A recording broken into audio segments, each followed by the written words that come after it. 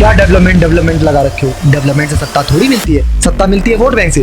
आप तो बिना हरे फिटकिरी का कोई ना कोई पद ले ही लेते हैं। असल में बिहार को लालू यादव नहीं, लालू यादव के गुंडे चला रहे थे, क्योंकि जंगल राज में आरजेडी नहीं, आरजेडी के गुंडे चला रहे थे। 90 के दशक में बिहार में लालू यादव की सरकार बनी, जिसके बाद ही वहां अपराध का वो दौर शुरू हुआ, जिसका असर गली के गुंडों से लेकर पॉलिटिक्स तक पड़ा।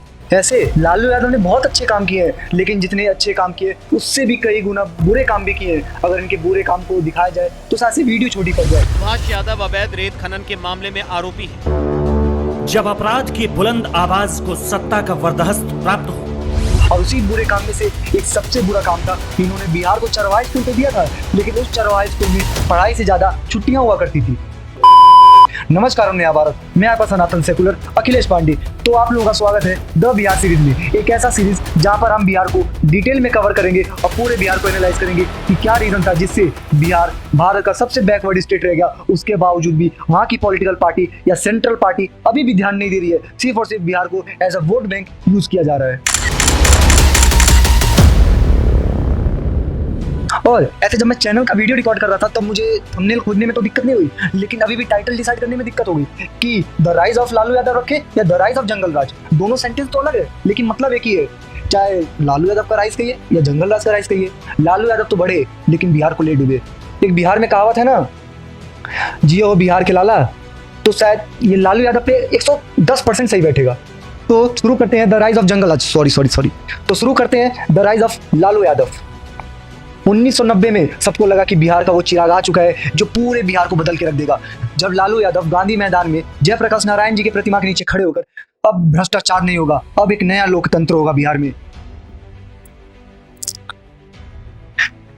ठीक ऐसा ही हाल लालू यादव का था। जब वो सत्ता में आ गए तो भ्रष्टाचार तो छोड़ दीजिए, बिहार को ही सबसे बड़ा भ्रष्टाचार राज्य बना दिए। और नया लोकतंत्र की बात कर रहे थे तो शायद लोकतंत्र गायब हो गया हो उनके डिक्शनरी से, और लोकतंत्र की जगह जंगल राज बना दिए गलती से। और एक ऐसा जंगल राज बना दिए जो शायद से अभी 20-25 साल हो चुके जंगल राज बने हुए, लेकिन अभी भी बिहार जंगल राज से बाहर नहीं आ पाया है। के दशक का लालू का वो राज जिसे आज कहते हैं जैसे जंगल राज। एक पटना यूनिवर्सिटी का लड़का सत्ता में आने से पहले घर घर जाके और कई चौराहे पे बैठकर सत्ता की बातें कर रहा था, भ्रष्टाचार को खत्म करने की बातें कर रहा था। वही हीरो जैसे सत्ता में आया पूरे बिहार के भ्रष्टाचार को बदल के रख दिया। मतलब बदले नहीं, मतलब बदले नहीं, बिहार को ही भ्रष्टाचार राज्य बना दिए। बात तो ऐसा कर रहे थे जैसा लग रहा था कि अब बिहार एक नया डेवलपमेंट स्टेट बन जाएगा, बिहार में अब रोजगार आ जाएगा, बिहार में सब कुछ आ जाएगा। लेकिन शायद लालू जी ने सब काम किए है ना किए, लेकिन जंगल राज बना के और अपना क्रेडिट ले लिए जंगल राज में। लालू यादव जितना अपने नाम से नहीं जाने जाते हैं, उससे भी ज्यादा जंगल राज के फाउंडर से जाने जाते हैं। इसलिए इस डिक्शनरी के ज्ञान को फिर से बिहार को न जानना है और न पढ़ना है, क्योंकि जो पन्ने इसके पहले पलटे गए थे उसे ही आज तक बिहार भूल नहीं पाया है। बिहार में क्या चेंजेस आ गए जब लालू यादव सत्ता में आए? जान रहा हूँ क्वेश्चन गलत है। लालू यादव के अंदर क्या चेंजेस हो गए जब बिहार में उनको सत्ता मिल गई? तो जो लालू यादव गरीबों के लिए लड़ा करते थे, जो गरीबों की वजह से सत्ता में आए थे, उन्होंने ही गरीबों को लूट लिया और पूरे बिहार को खोखला कर दिया। वो इंफ्रास्ट्रक्चर हो, चाहे वो स्कूल हो, चाहे वो डेवलपमेंट हो, चाहे वो मेडिकल की चीजें हो, हर तरीके से लालू यादव ने बिहार को लूटा है। और सबसे बड़ा इफेक्ट था बिहार में, वो है जंगल राज। बिहार में एक ऐसा डाउनफॉल आया जो पूरे बिहार को तो पीछे ले ही गया।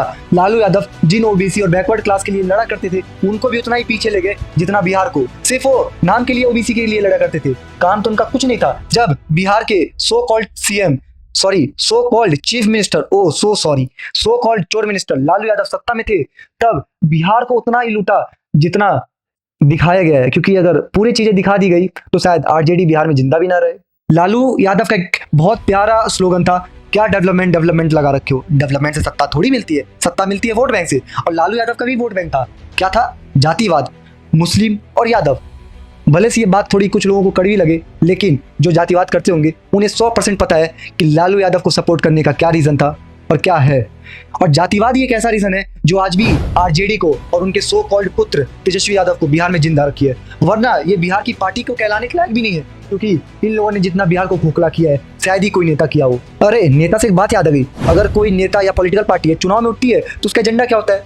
पढ़ाई, हेल्थ, डेवलपमेंट, इंफ्रास्ट्रक्चर और क्या। लेकिन लालू यादव का एजेंडा क्या था? जातिवाद।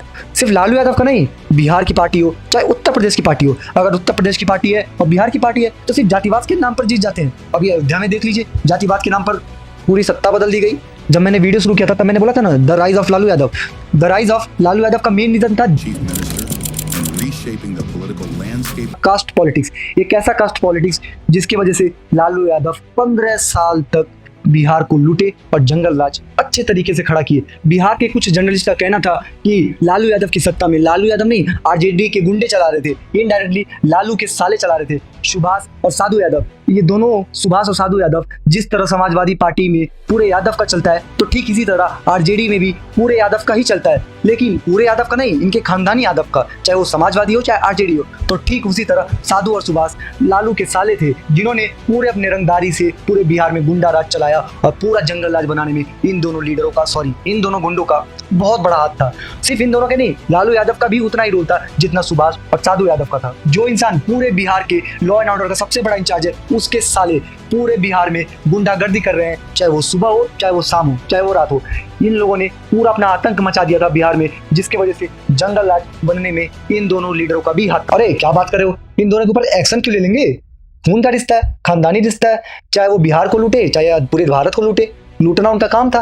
और लालू यादव का भी एक्शन लेना काम नहीं था, क्योंकि इनका खानदानी खून था। जब 2002 में लालू यादव की बेटी की शादी थी, तब पटना के लोकल ज्वेलर से, लोकल बिजनेसमैन से, लोकल होलसेलर से और लोकल कार डीलर से इन्होंने धमका के और जबरदस्ती करके उनसे पूरा का पूरा सामान लूटा। पूरा का पूरा लूटा हुआ सामान लालू यादव की बेटी के शादी में यूज हुआ। अरे लालू यादव जैसे बहुत पैसा कमा चुके थे, लेकिन लूटना इनका काम था। तो चाहे वो अच्छे काम के लिए लूटे, चाहे वो बुरे काम के लिए लूटे, चाहे इनके पास अपार पैसा हो, चाहे वो रोड पे आ जाए, बट लूटेंगे जरूर। और शायद उनके तेजस्वी यादव वही काम अभी भी बिहार में कर रहे हो। शायद ईडी का रेड जा रहा है इसलिए कुछ कर नहीं रहे। वैसे मैं खुल के नहीं बोल सकता, अगर मैं खुल के बोल दिया तो शायद मेरे ऊपर भी एनएसए लग जाए, भले से तेजस्वी यादव को एनएसए का फुल फॉर्म या एनएसए का मतलब ना पता हो।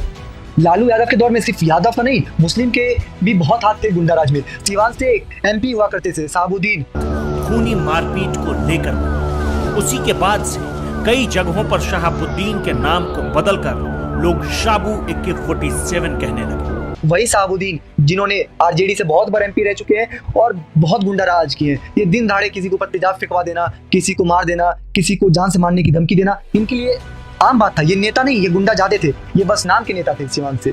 क्योंकि साबुद्दीन ने बिहार में दिन दहाड़े किसी के ऊपर तेजाब फेंकवा दिया और इसके ऊपर तेजाब कांड में इसको उम्र कैद की सजा भी हुई थी। उसके बावजूद भी सुप्रीम कोर्ट ने इस केस को बाद में अपहोल्ड कर दिया।